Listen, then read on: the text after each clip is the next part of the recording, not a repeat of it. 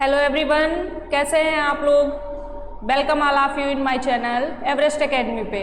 तो आज मैं लेके आई हूँ आप लोगों के लिए सीडीपी की पहली क्लास, जो आपके यूपी टेट सीटेट एग्जाम के लिए वेरी इंपॉर्टेंट क्लास है।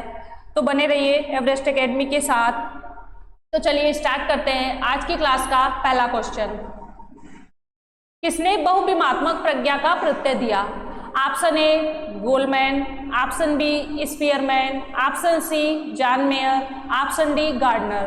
तो बहुविमात्मक प्रज्ञा का प्रत्यय दिया था option D is correct answer, Gardner ने। और कब दिया था? 1983 में। 1983 में दिया था। इनका पूरा नाम था हावर्ड गार्डनर और इन्होंने अपनी पुस्तक frame of the mind the theory of multiple intelligence में दिया था बहुविमात्मक प्रज्ञा का प्रत्यय। तो option D is correct answer. बढ़ते हैं नेक्स्ट क्वेश्चन पे। डिसलेक्सिया में या करने में कठिनाई होती है? ऑप्शन ए पढ़ने या वर्तनी में, ऑप्शन बी व्यक्त करने में, ऑप्शन सी खड़े होने में, ऑप्शन डी बोलने में। तो डिसलेक्सिया में कठिनाई होती है, option A is correct answer, पढ़ने या वर्तनी में। बढ़ते हैं नेक्स्ट क्वेश्चन पे। बच्चों के सामाजिक विकास को प्रभावित करने वाले कारक हैं? ऑप्शन ए भौतिक तत्व, ऑप्शन बी सामाजिक पर्यावरणीय तत्व, ऑप्शन सी आर्थिक तत्व, ऑप्शन डी वंशानुगत तत्व।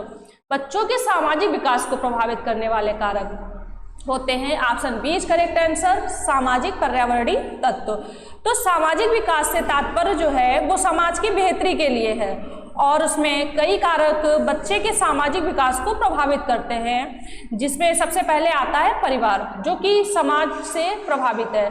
तो option B is correct answer, सामाजिक पर्यावरणीय तत्व। बढ़ते हैं नेक्स्ट क्वेश्चन पे। निम्नलिखित में से कौन सा अधिगम के लिए सबसे आवश्यक है? ऑप्शन ए परिपक्वता, ऑप्शन बी रुचि, ऑप्शन सी प्रेरणा, ऑप्शन डी मार्गदर्शन। अधिगम के लिए सबसे आवश्यक है option A is correct answer, परिपक्वता, मैच्योरिटी, जिससे शारीरिक और मानसिक रूप का पूर्ण विकास होता है, वो होती है परिपक्वता। Option A is correct answer. बढ़ते हैं नेक्स्ट क्वेश्चन पे।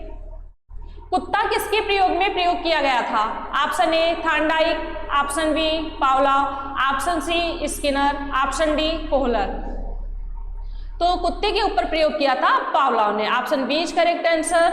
और कब किया था? 1990 में।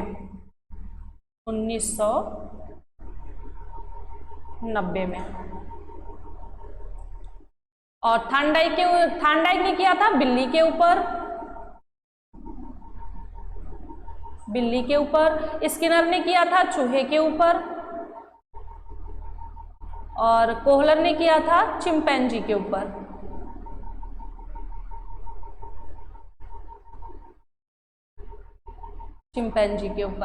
और पावलोव ने कुत्ते के ऊपर किया था। तो option B is correct answer. बढ़ते हैं नेक्स्ट क्वेश्चन पे। ध्यान किसी अन्य की बजाय एक वस्तु पर चेतना की एकाग्रता है, यह कथन किससे संबंधित है? Option A Mann, option B Ross, option C Dumville, option D McDougall. तो ध्यान किसी अन्य की बजाय एक वस्तु पर चेतना की एकाग्रता है, यह कथन संबंधित है option C is correct answer, Dumville से। बढ़ते हैं नेक्स्ट क्वेश्चन पे। निम्न में से कौन सा संज्ञानात्मक क्षेत्र से संबंधित नहीं है? इसमें नहीं पूछा है। ऑप्शन ए अनुमूल्यन, ऑप्शन बी अनुप्रयोग, ऑप्शन सी बोध, ऑप्शन डी ज्ञान। तो option A is correct answer, अनुमूल्यन, जो कि संज्ञानात्मक क्षेत्र से संबंधित नहीं है। बढ़ते हैं नेक्स्ट क्वेश्चन पे। शिक्षा में अवरोधन का तात्पर्य है? ऑप्शन ए बालक का विद्यालय में प्रवेश ना लेना, बालक का विद्यालय ना जाना, ऑप्शन सी बालक का विद्यालय छोड़ देना, ऑप्शन डी किसी बालक का 1 वर्ष से अधिक समय तक एक ही कक्षा में रहना। अवरोधन का तात्पर्य है रुकावट या ठहराव। तो बालक का विद्यालय में प्रवेश ना लेना, ये हो नहीं सकता। बालक का विद्यालय ना जाना, ये भी नहीं हो सकता। बालक का विद्यालय छोड़ देना, ये भी नहीं। किसी बालक का 1 वर्ष से अधिक समय तक एक ही कक्षा में रहना। Option D is correct answer. बढ़ते हैं नेक्स्ट क्वेश्चन पे। पियाजे के अनुसार संज्ञानात्मक विकास की तृतीय अवस्था निम्न में से कौन सी है? ऑप्शन ए औपचारिक संक्रियावस्था, ऑप्शन बी पूर्व संक्रियावस्था, ऑप्शन सी मूर्त संक्रियावस्था, ऑप्शन डी संवेदनात्मक गामक अवस्था। तो संज्ञानात्मक विकास की तृतीय अवस्था पूछी है, तो option C is correct answer, मूर्त संक्रियावस्था। तो जिसकी एज होती है 7 से 12 वर्ष, 7 से 12 वर्ष, 7 से 12 वर्ष। तो मूर्त संक्रियावस्था में बालक क्या करता है, इसमें बालक जो होता है वो प्रत्यक्ष ज्ञान प्राप्त करता है, मतलब जो चीज़ सामने होती है उससे जो ज्ञान प्राप्त करता है वो प्रत्यक्ष ज्ञान होता है, और अपने विचारों में बदलाव लाता है और याददाश्त को मजबूत करता है, प्रश्नों के बारे में तर्क वितर्क करता है, कब, कहाँ, क्यों, कैसे, ये सब। तो ये होती है मूर्त संक्रियावस्था। तो पियाजे ने संज्ञानात्मक विकास के अनुसार कितनी अवस्थाएं बताई हैं? 4, जिसमें से पहली अवस्था है संवेदनात्मक गामक अवस्था, जिसकी एज होती है जन्म से 2 वर्ष। फिर आती है पूर्व संक्रियावस्था, जिसकी एज होती है 2 से 7 वर्ष। फिर आती है मूर्त संक्रियावस्था 7 से 12 वर्ष। फिर आती है औपचारिक संक्रियावस्था, जिसकी एज होती है 12 से 18 वर्ष, 18 वर्ष। तो ये होती हैं पियाजे के अनुसार संज्ञानात्मक विकास की 4 अवस्थाएं। तो सी इज करेक्ट आंसर। बढ़ते हैं नेक्स्ट क्वेश्चन पे। सीखने के वक्र अभ्यास द्वारा सीखने की मात्रा, गति और प्रगति की सीमा को ग्राफ पर प्रदर्शित करते हैं, यह किसने कहा है? ऑप्शन ए स्किनर ने, ऑप्शन बी रॉस ने, ऑप्शन सी एबिंगहास ने, ऑप्शन डी एमएल बिग्डी ने।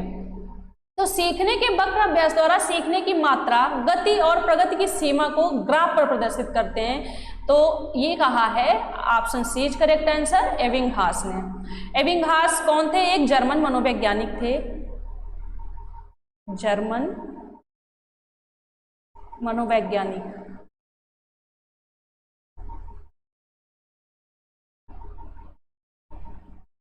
ये एक जर्मन मनोवैज्ञानिक थे जो सीखने और भूलने की अवस्था के लिए काम करते थे, उसके लिए जाने जाते थे। तो option C is correct answer. बढ़ते हैं नेक्स्ट क्वेश्चन पे। बाल मनोविज्ञान का केंद्र बिंदु है। ऑप्शन ए अच्छा शिक्षक, ऑप्शन बी बालक, ऑप्शन सी शिक्षण प्रक्रिया, ऑप्शन डी विद्यालय। तो बाल मनोविज्ञान का केंद्र बिंदु पूछा है, तो वो option B is correct answer, बालक। बढ़ते हैं नेक्स्ट क्वेश्चन पे। भाषा विकास का सिद्धांत नहीं है। ऑप्शन ए अनुबंधन का सिद्धांत, ऑप्शन बी अनुकरण का सिद्धांत, ऑप्शन सी अतिरिक्त शक्ति का सिद्धांत, ऑप्शन डी परिपक्वता का सिद्धांत, परिपक्वता का सिद्धांत।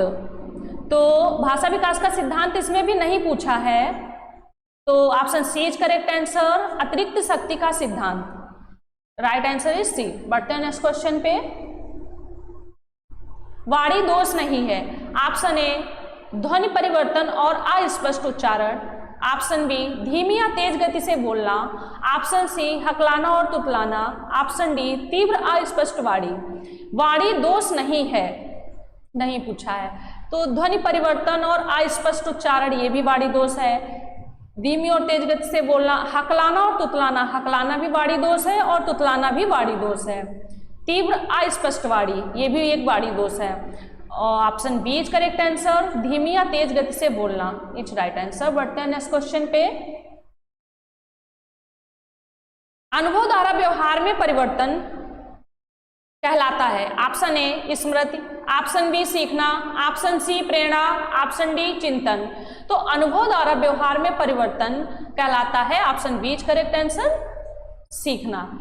जब कोई बच्चा अपने अनुभव के द्वारा सीखता है तो उससे व्यवहार में परिवर्तन होता है और वो कहलाता है सीखना। Option B is correct answer. बढ़ते हैं नेक्स्ट क्वेश्चन पे।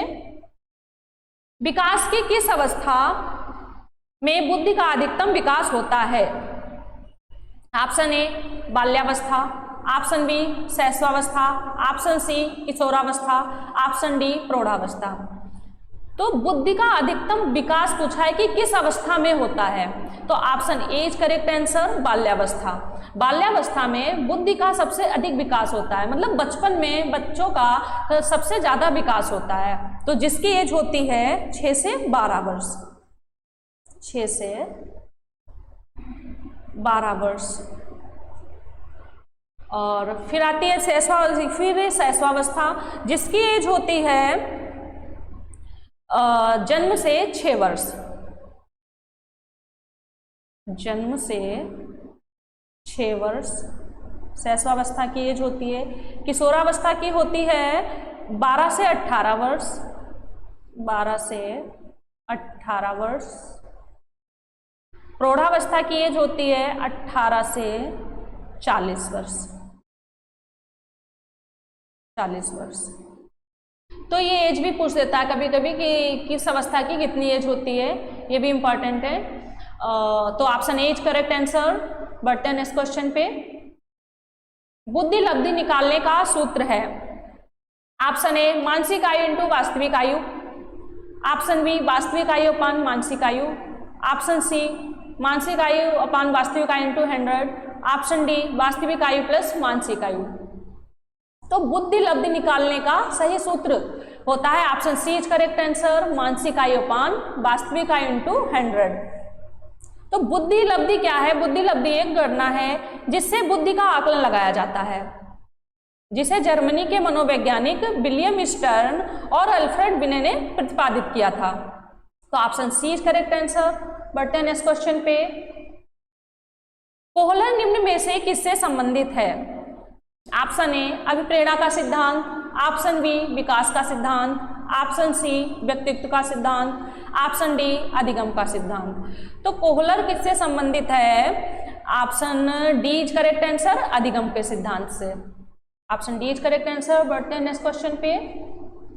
गोलमैन निम्न में से किससे संबंधित है? ऑप्शन ए सामाजिक बुद्धि, ऑप्शन बी संवेगात्मक बुद्धि, ऑप्शन सी आध्यात्मिक बुद्धि, ऑप्शन डी सामान्य बुद्धि। तो गोलमैन संबंधित हैं option B is correct answer, संवेगात्मक बुद्धि से। तो इस प्रश्न को ऐसे भी पूछ सकता है कि संवेगात्मक बुद्धि का परीक्षण किसने दिया था? वो दिया था गोलमैन ने। और कब दिया था? 1983 में। 1983 में संवेगात्मक बुद्धि का परीक्षण दिया था। और किसने दिया था? गोलमैन ने। तो option B is correct answer. बढ़ते हैं नेक्स्ट क्वेश्चन पे। बुद्धि के द्विकारक सिद्धांत का प्रतिपादन किसने किया? Option A Thorndike, option B Spearman, option C Vernon, option D Stern. तो बुद्धि के द्विकारक सिद्धांत का प्रतिपादन किया था option B is correct answer, Spearman ने। और कब किया था?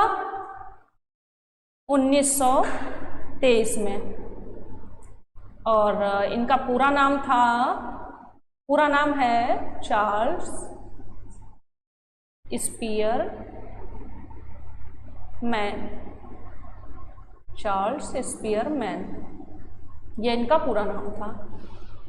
तो बढ़ते हैं नेक्स्ट क्वेश्चन पे। B is right answer. Stanford विनय परीक्षण मापन करता है ऑप्शन ए व्यक्तित्व का, ऑप्शन बी पढ़ने की दक्षता का, ऑप्शन सी बुद्धि का, ऑप्शन डी उपयुक्त में से कोई नहीं। तो स्टैनफोर्ड विनय परीक्षण किसका मापन करता है? Option C is correct answer, बुद्धि का। तो स्टैनफोर्ड विनय के अनुसार सबसे अच्छा और सबसे लोकप्रिय बुद्धि परीक्षण और संज्ञानात्मक क्षमता मूल्यांकन है, जिसका उपयोग बुद्धि लब्धि मतलब आईक्यू को मापने के लिए किया जाता है। और इसमें कुछ क्वेश्चन ऐसा आ जाता है जो कि कंफ्यूजन है। जैसे अगर एग्जाम में पूछे बुद्धि, जो कि बता दें आप लोग को, बुद्धि लब्धि मापन के जनक, तो इसका सही आंसर होगा टर्मन। क्या होगा इसका राइट आंसर? टर्मन। और अगर पूछ दे बुद्धि लब्धि मापन के जन्मदाता,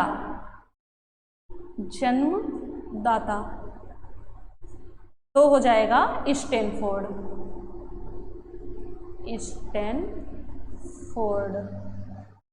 स्टैनफोर्ड इसका राइट आंसर हो जाएगा स्टैनफोर्ड। ये दो क्वेश्चन जो अगर एग्जाम में आते हैं तो बहुत ही कंफ्यूजन होती है, याद रखना। तो स्टैनफोर्ड विनय परीक्षण का मापन कौन करता है? बुद्धि का। किस राइट आंसर इज सी। बढ़ते हैं नेक्स्ट क्वेश्चन पे। निम्नलिखित में से कौन सा नियम थार्नडाइक के सीखने के गौण नियमों में शामिल नहीं है? ऑप्शन ए आंशिक क्रिया का नियम, ऑप्शन बी क्रिया प्रतिक्रिया का नियम, ऑप्शन सी सादृश्यता का नियम, ऑप्शन डी बहुप्रतिक्रिया का नियम। तो थार्नडाइक के गौण नियम में शामिल नहीं है, नहीं पूछा इसमें भी। तो option C is correct answer, सादृश्यता का नियम, जो कि थार्नडाइक के सीखने के गौण नियम में शामिल नहीं है। और सादृश्यता का नियम क्या होता है? सादृश्यता के नियम में बताया गया है कि कोई भी व्यक्ति जब कोई नई चीज सीखता है तो वो उसमें अपने पुराने अनुभवों का उपयोग करता है और उसके बाद वो कोई नई चीज सीखता है। तो option C is correct answer. बढ़ते हैं नेक्स्ट क्वेश्चन पे। निम्न में से कौन सा एक संवेग है? ऑप्शन ए आमोद, ऑप्शन बी ध्यान, ऑप्शन सी उद्दीपन, ऑप्शन डी स्मृति। संवेग, संवेगों की कुल संख्या कितनी होती है? 14। कौन कौन से होते हैं? जैसे खुशी, क्रोध, भय आदि बहुत 14 संवेग होते हैं। तो option A is correct answer, Amod. Amod जो कि एक भावना है। Option A is correct answer. बढ़ते हैं नेक्स्ट क्वेश्चन पे।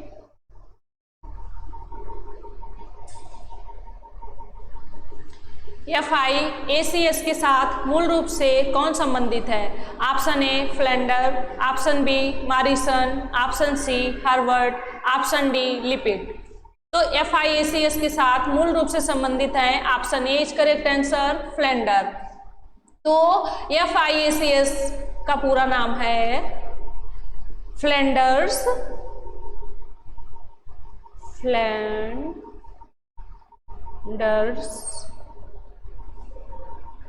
इंटरेक्शन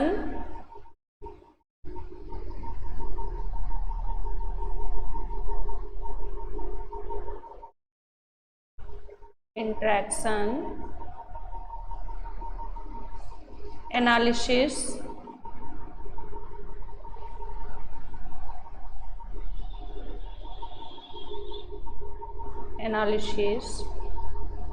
कैटेगरी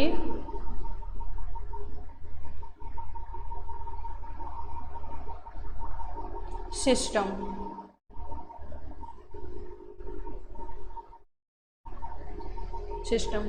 ये FIACS का पूरा नाम है, जिसका उपयोग शिक्षक और विद्यार्थियों के मौखिक व्यवहार के लिए किया जाता है, जिसे फ्लेंडर ने 1950 में 1950 में शिक्षण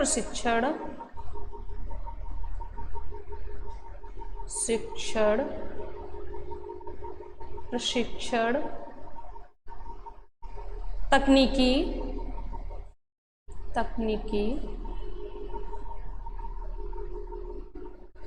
के रूप में विकसित किया था। के रूप में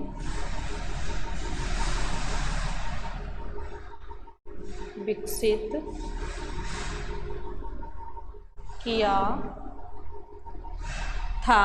और कहाँ किया था? मिनेसोटा विश्वविद्यालय में। मिनेसोटा विश्वविद्यालय में।